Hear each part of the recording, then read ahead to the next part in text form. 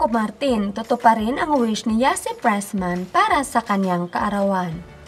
Simula pa noon sa seryeng FP Chase ang Probinsyano, ay mayroong pasorpresa lagi si Coco Martin sa aktres na si Yasi Pressman tuwing sasapit ang kaarawan nito.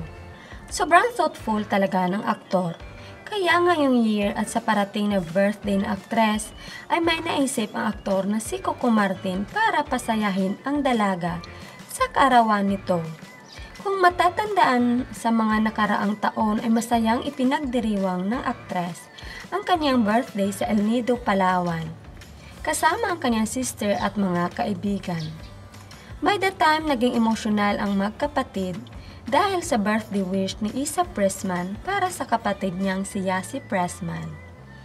But this coming May ay magsiselebrate ulit ng kanyang kaarawan ang aktres. Kung matatandaan sa isang Zoom meeting ng Greenwich sa Merkadahan ay sinabi ng aktres ang place for ideal vacation para sa kanya. Ayon sa dalaga, gusto ko yung underground river in Palawan and I would like to go there with my family. If it's out in the Philippines, I want to go to New York. Lingid sa kalaman ng aktres ay nakarating ang balita sa aktor sa nasabing interview. Napag-alaman na aming source na para sa kasiyahan ng aktres na si Yasi Pressman ay tutuparin di umano ng aktor na si Coco Martin ang wish na ideal vacation ng dalaga.